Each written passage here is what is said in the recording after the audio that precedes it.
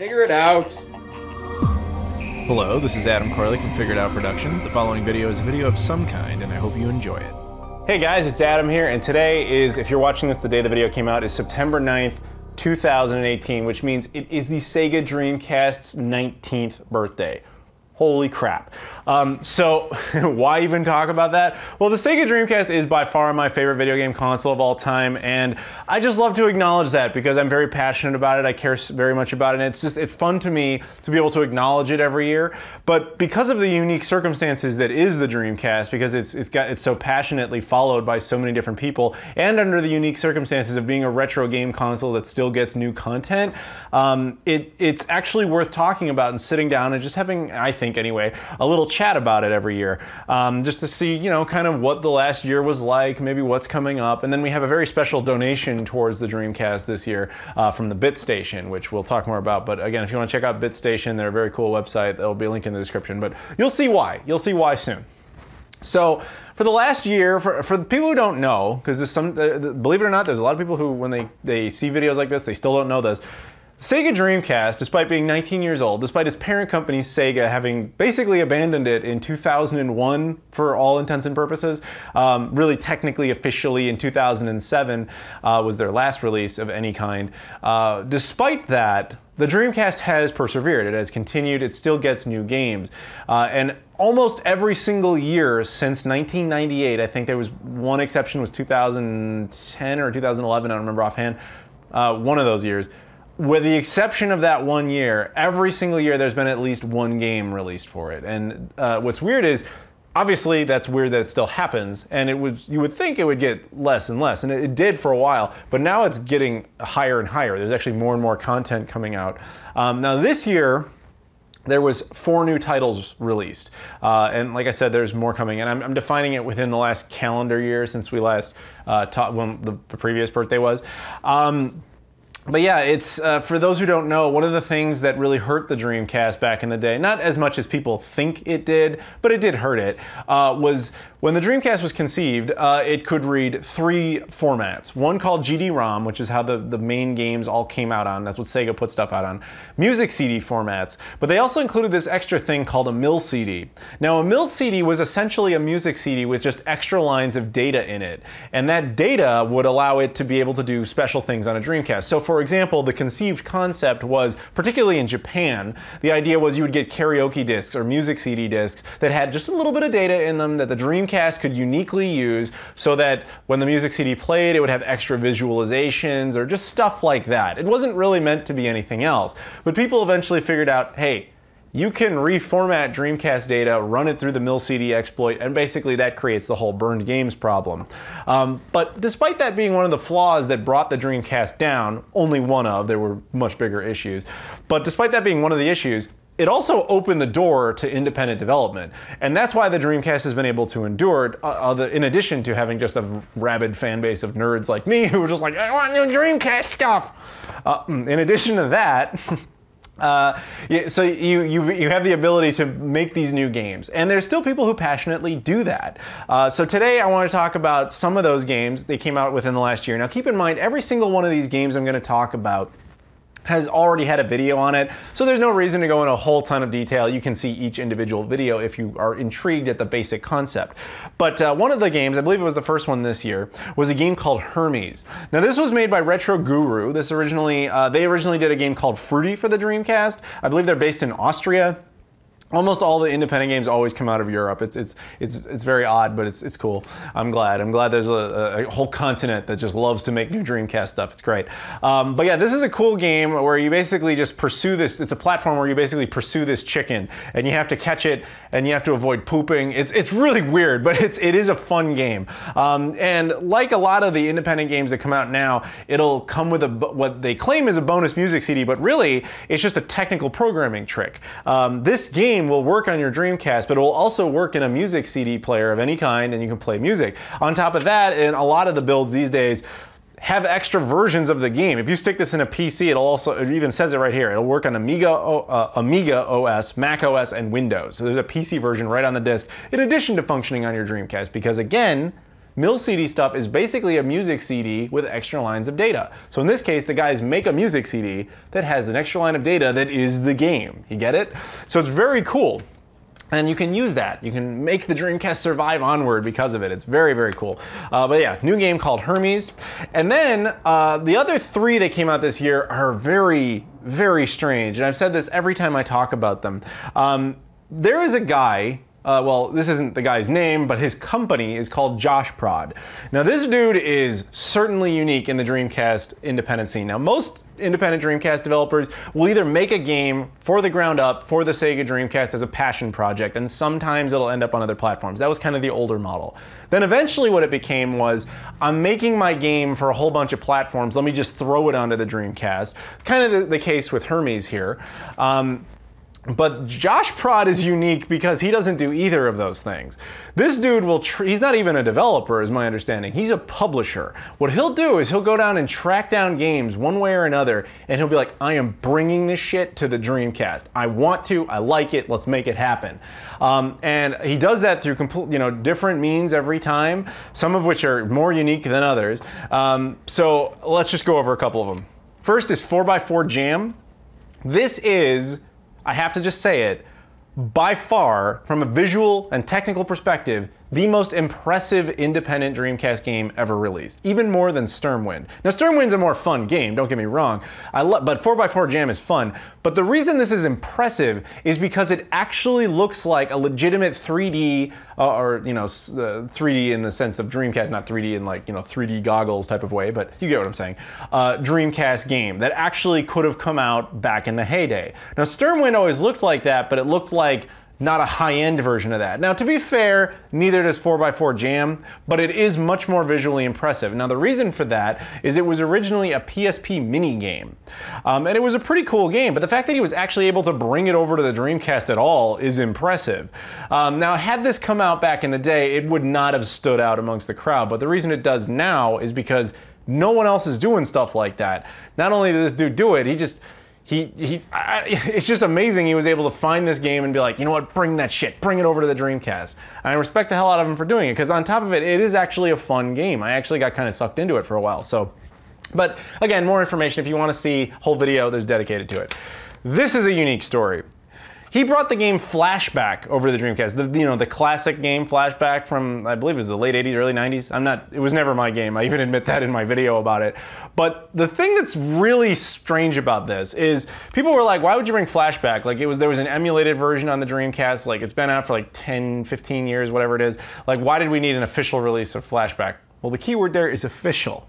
Josh Prod ain't playing, man. Josh Prod went out and bought the rights to Flashback. Like, he owns that game. Not a copy of it, the game. He bought it. Lock, stock, and barrel, he owns the game Flashback. And you've been seeing Flashback be ported to a whole bunch of stuff. That's him. He's just putting it on a whole different bunch of platforms, including the Dreamcast. He's spreading that love, man. And I'm appreciative of that. Just because who else would do that? Not only, I mean, he didn't just like stick it on an emulator too. He actually went to like the original developer and he's like, let's fucking move this shit over to the Dreamcast. Let's make that happen. This is as official as you can get, sans the fact that Sega isn't actually directly involved. That's, I mean, love or hate the game, and like I've even admitted, it wasn't my game. I'm just, that's impressive. I'm bowled over. That's really cool that he would actually take the time to do that. So support that kind of stuff. And the other one he did is very similar circumstances. This is a game called Ganryu. Now this was originally a Neo Geo entity. I believe it came out on MVS first, and then I think also on AES, and definitely on Neo Geo CD. Now Ganryu is a cool, kind of not a fighting game per se, a platforming fighting game. Think Streets of Rage a little bit, but a little bit harder. This game was originally made by a company called Visco. Now, what Josh Prod did is he got a hold of Visco, much like he did a year ago with a different game called Breakers, and he's like, I want to bring your game to the Dreamcast. And they were like, all right. So Visco got in a room with Josh Prod, as well as the guy who made the Neo for All emulator, which was a Neo Geo CD emulator for the Dreamcast. The three of them put their heads together and found a way to use all their assets, combine all their information and assets, if you will, their knowledge, and get the emulator to run Ganryu even better than it ever had and give it an official release, because they weren't going to do a from the ground up build of the game. That wouldn't be worth their time. So instead they maximized and optimized the emulator specifically for Ganryu. And thus, through Visco's consent, through everybody's consent, again, sans Sega, you have Ganryu on the Sega Dreamcast. We now have new titles because of that. And damn, like Josh Prot did that shit. Very, very cool. So that's what it's been like the last year for games. It's not over with, with stuff though. There's some new goodies that came out this year. I just did a video on this not too long ago. This is the Gekko by a company called Bahar Bros. Again, did a whole video on it, but the long and the short of it, this is a little box you plug in the back of your Dreamcast and boom, you've got HDMI for your Dreamcast. No modification required, this does it. Now it works with every VGA compatible game, which is the vast majority of games. There's a full list breakdown in the video about this, the original video that's all about this. But the fact that this exists, again, very impressive. The only hindrance to this thing is that it really just does a straight connection, which is 480p. Now that can be problematic in the modern era, but enter another solution. Now this had nothing officially in any real way to do with the Dreamcast. This is a thing I did a video on called the MCable. What this is a special HDMI cable with an extra chip in it that creates an anti-aliasing effect and does some upscaling. So when you connect this to this, through your TV, you've never seen the Dreamcast look better. And it gets it into a more modern resolution. Granted, not native resolution, but still, damn, it looks really nice. So if you ever ask me, what's the best way to hook up a Dreamcast? I'm gonna tell you Gekko plus the MCable. A little pricey, it can be. The Gekko's cheap, or cheaper, it's a $55 unit. The MCable is around 120. It can be a little cheaper with coupon codes and stuff like that. But that combination, man, that's the way to use the Dreamcast. And that came into existence this year. That's amazing. The other thing that happened is this. This is the Dreamcon wireless controller. Now, I'm sure people will point out, man, the Dreamcon has existed for a couple of years, and that is true. However, I only got mine this year, and there have been upgrades. There's actually another model of this eventually coming. Chris, the guy who makes these things, is continuing to refine. But more so, why this is significant, why I'm pointing this out, not only you could get the Dreamcon, of course, but Retrobit is actually going to be doing their own version of the same concept. There will be wireless controllers for the Sega Dreamcast in the future. And not only that, the Sega Genesis and the Sega Saturn. That's impressive. Now I'm looking forward to eventually trying those things myself, but in the meantime, this gives you a nice visual representation of that concept still being relevant in 2018. And by the way, this particular version is awesome, and I would definitely say check it out, or at least check out the video on it for sure. And it comes with this little sweet dongle and some Blu-ray, or it's not Blu-ray, but Bluetooth controller. Very, very cool. I love you, Sega Dreamcast. But the other thing, before we get into this package here, I just want to talk a little bit about the future of the Sega Dreamcast. It ain't over, man. Josh Prot has not stopped. He's still going out. I know there's a bunch of his titles are about to drop, so you'll be seeing videos on those on my channel for sure, whenever they come in. And I know, like I said, with the controller, that kind of stuff's still in development. I know there's some indie projects that are still going to be a thing. So Dreamcast ain't exactly stopping anytime soon, which is really, really cool. But without further ado, let's open up this package from the BitStation. Now, for those who don't know, BitStation, like I said, it's a store, a website online where you can buy, Dreamcast games and other content. Every year for the last couple of years, they have been very cool to get a hold of me and be like, hey man, we want to celebrate the Dreamcast birthday with you, and so we're going to send you some stuff and you can just have a video. And that's really cool of them to do, because obviously they don't have to do that, but it's still, they did it so that we could have the video. So I hope you guys will at least check them out. If you're at all interested in a lot of the games I just mentioned there, they're available on BitStation, as well as obviously the stuff in this package. So let's open it up and take a look at the items that they threw in here. As soon as I get past the bubble wrap, which is obviously very nicely done, and we got a few different items. We'll go through them one at a time. The first thing, first they gave me a sticker, which is I Am Gaming inverted, which as you can see, it actually has, they take Dreamcast pretty seriously over there. It's even, it uses like the little, the triangle, like orange logo right there and everything. It kind of uses I think that's the Tahoma font, which is the Dreamcast font. Very cool of them to throw that in there. And then of course they include a receipt, which they didn't need to because I didn't pay for it. Thank you again to BitStation for doing the donation there. That was very nice of you guys to do. But here's what they threw in the package. First thing up is the Josh Prod edition of Ghostblade. Now, Ghostblade was originally made by HughCast, a guy named Renee. I've met him before at Gamescom like 3 years ago. Nice guy. Now, he made a couple of different games for the Dreamcast. Now, I have the original runs, but Josh Prod went ahead and bought up that game and decided to re-release it on his own. So this is the Josh Prod edition of Ghostblade. Nothing different about it. It's just, you know, a newer edition so that if anybody missed it, there's more copies in the wild and you can go check them out. Or if you like the idea of the Josh Prod set, there's a Josh Prod version of this particular game. It's actually a very cool shoot 'em up, which is funny because, correct me if I'm wrong, but I think this was the last shoot 'em up on the Dreamcast. It's been a long time. That used to be a reoccurring joke in the independent scene was, all we ever get is shoot 'em ups. We haven't seen one in years. I think this was the last one. I don't even know if anybody's working on one, maybe because it's so taboo at this point, but either way, this was a cool game, and if you've never checked it out, you totally should. It is available on other platforms, but if you like the idea of having a Dreamcast version, which you probably do because you're watching this video, feel free to check the description for that link. The other thing for the Dreamcast they threw in here, this is Alice's Mom's Rescue. Now, this is the re-release, bubble wrap. This is the re-release edition, again, through Josh Prod. Now, what makes this one kind of special is this was a game made by Orion Soft. Now, Orion, dude, I miss you. I wish you would come back. Orion stopped making Dreamcast games or making games in general. Like, that dude used to port stuff to the Jaguar CD and give it physical editions. Why? Because he could. That dude was a boss. But like, just the fact that he would do that was amazing. But yeah, he made this game called Alice's Mom's Rescue. Now, I've had a couple of versions of it, I've done videos on it, but this version is actually the version 1.5. Apparently there was new content added as well as some bug fixes, so I never actually had this version, so it's very cool. I highly recommend this. It's a cool platformer. It looks very simplistic, but it is actually very fun. And not that we're talking necessarily about the Jaguar CD here, but it probably is the best game on the Jaguar CD. But at least you can get a Dreamcast version of it if you want to do that. Very, very cool. The other thing that's cool about the Josh Prod releases is he does like multiple variants. Like, he'll have a PAL version that's in a PAL case. This is like one of the American ideas, you know, where it looks kind of like the American set, and then he makes like a Japanese version too. And usually each game he puts out all 3 versions. So that, I find that impressive, I really do. And the other thing that they threw in here is not for the Dreamcast, but they were still cool enough to do this. This is Escape 2042, the Truth Defenders for the Mega Drive or Sega Genesis. Now, this is cool. This game already exists on the Dreamcast. In fact, I believe you can also get the Dreamcast version over at BitStation. But this is actually, again, this is an Orion game, and that's why I love it, and this is why I miss you, Orion. In addition to being the only dude who thought, yes, I'm going to make games and I'm going to give them physical published releases on the Jaguar CD. In addition to being the only guy who did that, he is also the only guy to do one of the craziest, coolest things I've ever seen.